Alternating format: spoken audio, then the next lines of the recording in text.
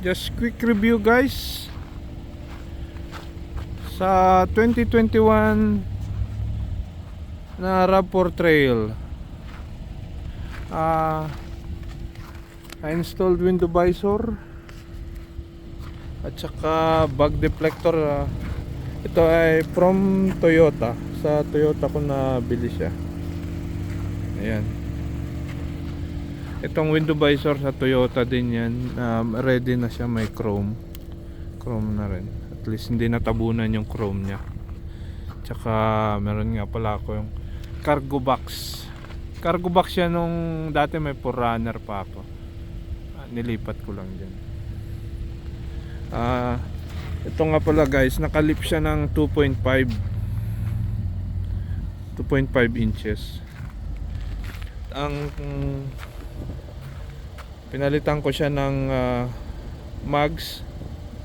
Fuel vapor siya na 20/9. Yung iba kasi gamit nila yung nag-off-road, yung pumupunta sa trail, ang mga 17, 16, yan, ganyan gamit nila. Since city driving naman ako, kaya most of the time na city lang, so I choose 20. Ito ay 20/9 na fuel vapor. Then wrap siya ng Yusta na all terrain all weather. 55/20. Yan siya, fuel vapor. May 2.5 inch lip.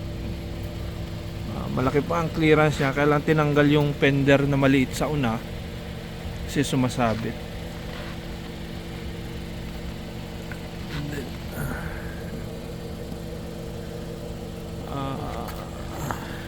Kung mapapansin nyo, yung caliper ko nga pala, pininturahan ko lang yan last summer. Tapos dinikitan ko ng Brembo decals na high temperature din, na pinatungan ko rin naman siya ng clear top coat paint. So matibay siya, hindi siya natatanggal.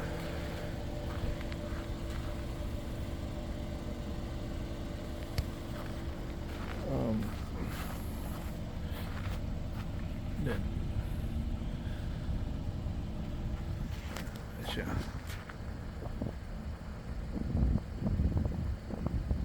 (2021) siya na trail. Try ko next time siguro na hindi cargo box ang ilagay. Siguro mas try natin. Ano ba yung carrier siya, yung parang screen, parang basket ba ang tawag dun. Pero okay na rin siguro yun, chul cargo box. At least kasi dito winter, pag naglo-long drive, at least siguro hindi madumihan yung mga yung mga gamit. Kasi malaking tulong talaga yung cargo box dito, lalo na pag naglo-long drive dito sa amin, o dito pala sa kanila.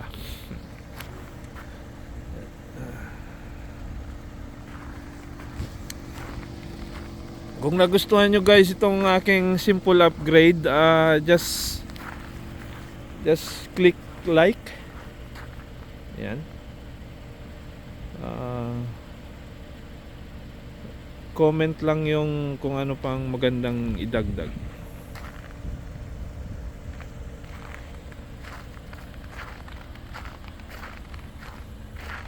Ayan siya.